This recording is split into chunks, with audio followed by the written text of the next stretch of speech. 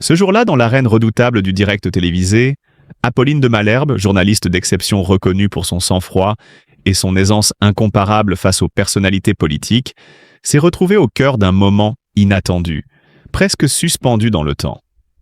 Une scène rare, presque surréaliste, où le protocole rigoureux et la maîtrise parfaite de l'antenne ont vacillé sous le poids d'un détail apparemment anodin, mais terriblement perturbant.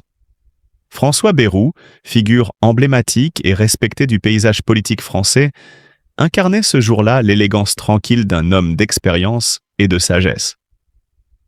Sa prestance naturelle, son regard empreint de réflexion profonde et son discours toujours mesuré avaient une fois de plus conquis les téléspectateurs. Mais ce que personne ne pouvait prévoir, c'est que le moindre détail, presque imperceptible, allait faire vaciller l'assurance d'Apolline.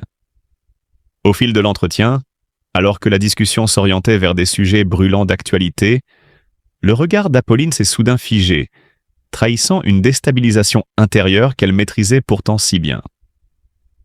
Un détail physique presque imperceptible mais d'une étrange intensité captait son attention. Était-ce une tache de lumière sur le visage de François Bayrou? Un reflet inhabituel dans ses yeux? Ou bien ce léger tremblement d'une main, signe subtil d'une émotion contenue? Le mystère restait entier, et ce qui aurait pu paraître anodin aux yeux du grand public se transformait en un véritable défi pour la journaliste chevronnée. Cette scène, loin d'être une faiblesse, révèle la grandeur d'Apolline de Malherbe. Car c'est précisément dans ces instants imprévus que le talent véritable se mesure, celui de garder sa rigueur professionnelle malgré les aléas, celui d'accueillir l'humain derrière la figure publique, celui d'instaurer une authenticité rare en pleine lumière. Apolline, avec son intelligence aiguë et sa sensibilité, ne s'est pas dérobée. Au contraire, elle a su faire de ce moment une démonstration éclatante de sa capacité à vivre l'instant présent, à écouter non seulement les mots, mais aussi ce que le corps et l'esprit trahissent en silence. Quant à François Bayrou, cet homme d'une stature politique imposante, il a révélé ce jour-là une facette encore plus humaine et touchante. Derrière la rigueur du débat, son attitude, ses gestes et ce détail physique qui a capté l'attention d'Apolline témoignaient d'une vulnérabilité maîtrisée, d'une honnêteté émotionnelle que peu osent montrer face aux caméras. Sa grandeur ne réside pas seulement dans ses discours ou ses idées, mais aussi dans cette authenticité profonde, dans cette capacité à se montrer vrai, imparfait, et pourtant toujours digne. Il incarne ainsi un modèle rare, celui du politique qui ne renie jamais son humanité, même sous les projecteurs les plus intenses. Ce face-à-face, marqué par ce détail qui aurait pu désarçonner, devient alors une scène d'anthologie. Non pas une simple anecdote gênante, mais un moment de vérité, une rencontre entre deux âmes fortes qui transcendent la superficialité habituelle des interviews politiques. Apolline et François incarnent cette alchimie subtile entre rigueur et émotion, entre professionnalisme et sincérité, entre force et fragilité.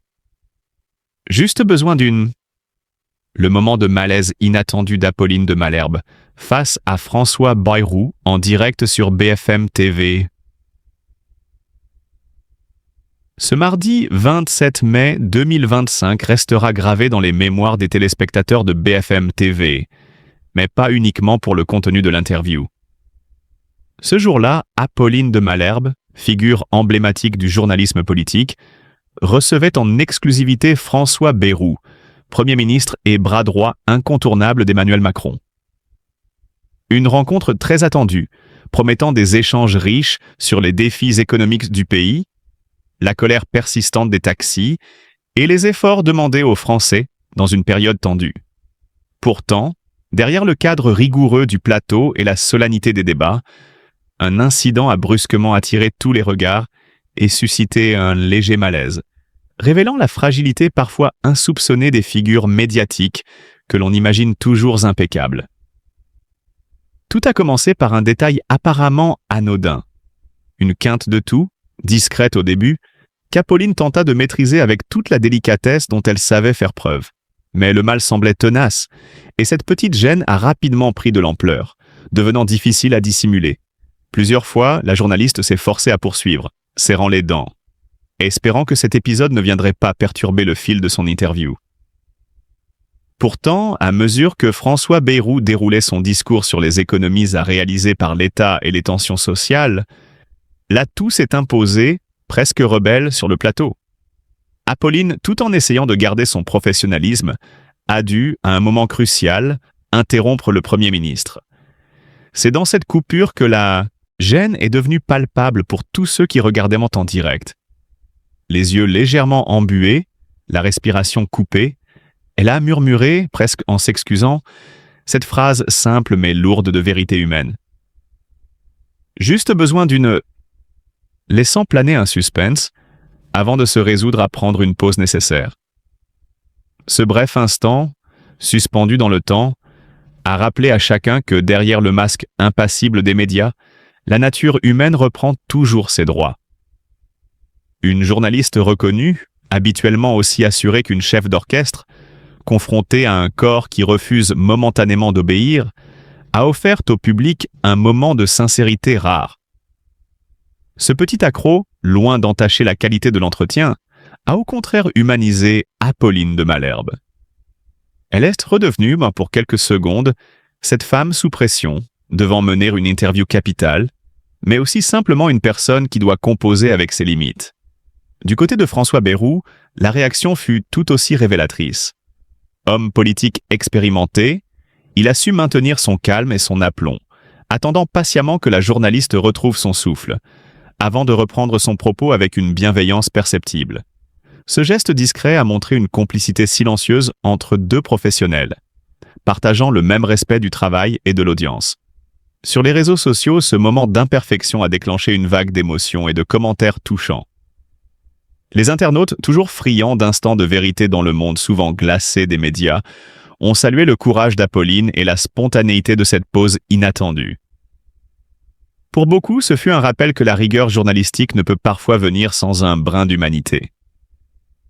Imaginez-vous en direct, sous les feux des projecteurs, face à un invité de poids, un homme politique incontournable, François Bayrou, en personne. L'atmosphère est tendue, chaque mot pèse, chaque silence compte.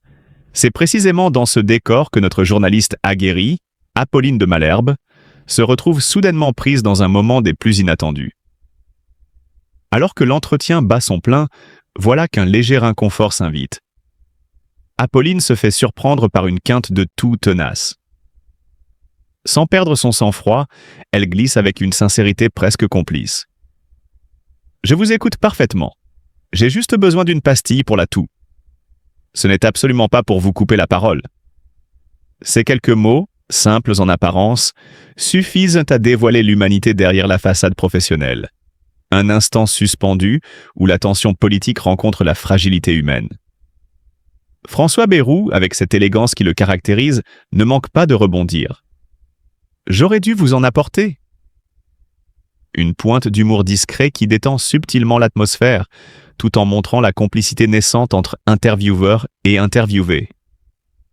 Mais le temps presse, les enjeux sont cruciaux. L'entretien reprend son cours, plus vif, plus incisif. Apolline, maîtresse du direct, relance son interlocuteur avec une question qui parle au cœur des Français. François Bayrou, peut-on encore être plus concret? Xavier, un téléspectateur qui nous écoute, veut savoir « Est-ce que demain, vous lui dites qu'il pourra réembaucher ?» Car oui, la baisse des charges salariales et patronales, c'est une promesse qui fait vibrer le pays. La réponse ne se fait pas attendre. Avec la gravité qui sied à sa fonction, le Premier ministre déclare « Les entreprises doivent être mises à l'abri pour le long terme. Il faut que chacun puisse se projeter dans l'avenir, se dire « Je vais créer une activité, des salaires, embauchés. » Ce projet ne peut se réaliser si une menace permanente plane au-dessus de chaque entreprise. Ce dialogue précis et empreint de réalisme dévoile une réalité politique souvent masquée par les discours formatés. Derrière les mots, c'est une volonté claire de rassurer, d'insuffler confiance, mais aussi une invitation à la vigilance. Car l'économie est un terrain fragile, où chaque décision compte. Ce moment d'interview, loin d'être anodin, illustre parfaitement le travail exigeant du journaliste face à un homme d'État. Maintenir le cap, questionner sans relâche, tout en restant humain et authentique. Apolline de Malherbe, par son professionnalisme et sa spontanéité, nous rappelle que le direct est un exercice de vérité, où l'imprévu fait aussi partie du spectacle. Ce jour-là, dans un studio baigné de lumière, la tension est palpable. Apolline de Malherbe, la journaliste aguerrie de BFM TV, ne lâche rien. Face à elle, François Bayrou, poids lourd de la scène politique, tente de garder le cap, mais la pression est forte. On sent qu'elle ne se contentera pas d'un discours trop lisse, elle veut des réponses claires, des engagements précis. « Pouvez-vous lui dire ?» relance Apolline avec cette implacable ténacité qui la caractérise. Nous allons vers cet allègement des charges, c'est bien cela? La question est simple, mais lourde de conséquences. Car derrière ce terme technique, c'est l'avenir de millions de salariés et d'entrepreneurs qui est en jeu. François Bayrou reprend la parole avec une précision presque chirurgicale. « Je n'ai pas dit cela », corrige-t-il doucement, mais fermement. Ce que j'ai dit, c'est que les partenaires sociaux sont prêts à réfléchir ensemble, à prendre ensemble en main la question du financement du travail. Et même, ajoute-t-il, on peut imaginer aller plus loin encore. Peut-être qu'à l'avenir, ce seront eux qui auront la responsabilité entière. Mais Apolline ne se laisse pas détourner. Sa voix est claire, déterminée, presque persuasive.